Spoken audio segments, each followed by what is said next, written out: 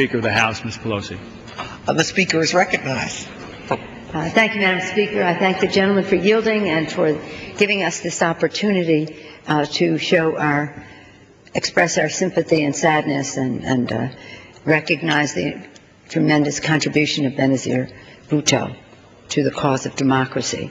Thank you, Mr. Ackerman and Congresswoman Ross Layton, Ranking Member of the full committee, Mr. Lantos and Mr. Pence for their giving this opportunity to us as well, and for their strong words in support of democracy in Pakistan.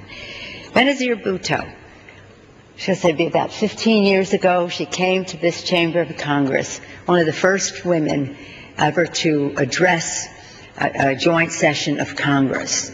Only in her 30s, I believe, at the time.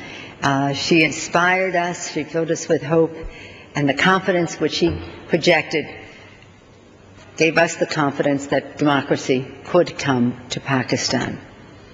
That was a while ago, and much has transpired since then. She's been in and out and in again as Prime Minister. And as you know, when she returned to Pakistan, it was to participate in election to take Pakistan back down the path to democracy. Her return was courageous. Mr. Pence mentioned the word courageous. It was courageous for many reasons. It's important to note that her father and two of her brothers had been assassinated. They were victims of political violence, and of course their family was dealt another blow, as were the people of Pakistan, with the brutal assassination of Benazir Bhutto. She possessed a remarkable optimism about the future, a belief in the power of dialogue, and a strong, strong commitment to democracy. She was an advocate for reconciliation between Islamic and non-Islamic societies, and outlined how that goal could be achieved. She not only had a vision, she had a plan on how it would be done. The strength of her message of hope has underscored how much we lost in her tragic death. In the days and the weeks that have followed Benazir Bhutto's death, there has been little good news from Pakistan. The Musharraf government continues to deny the Pakistani people accounting of the assassination events that followed. There must be a strong international investigation of this despicable crime.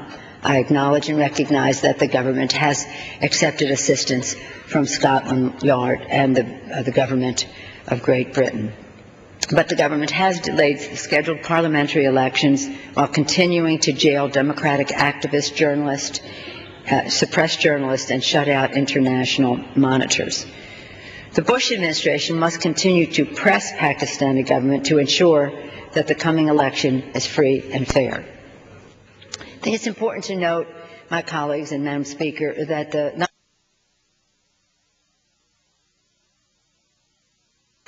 by this body and were signed into law last year condition U.S. assistance to Pakistan on cooperation of the Pakistani government with global efforts against terrorism.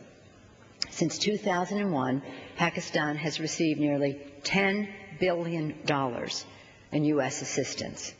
The Bush administration has repeatedly certified that our assistance would facilitate Pakistan's transition to democracy. We clearly have not seen enough progress in this area. Troubling questions have been raised about our assistance to Pakistan, that it has not been properly monitored, and that the Pakistani government may be using it for purposes other than those that were intended. Last year, under the leadership of Chairwoman Nita Lowey and Ranking Member Frank Wolf of the Foreign Operations Committee of Appropriations, under their leadership, our legislation shifted economic assistance for Pakistan from going directly to the Musharraf government to going directly to the Pakistani people on the ground. Indeed, this was a step forward and a recognition of the concerns we had about how that aid was being used in Pakistan. I believe the best way for the United States can honor the legacy of Benazir Bhutto is to renew our engagement directly with the people of Pakistan. We urge the Musharraf government to implement democratic reforms by restoring the Pakistani constitution ensuring freedom of expression and assembly, guaranteeing free and fair democratic elections, and restoring an independent judiciary. The opportunity that Mr. Ackerman, Ms.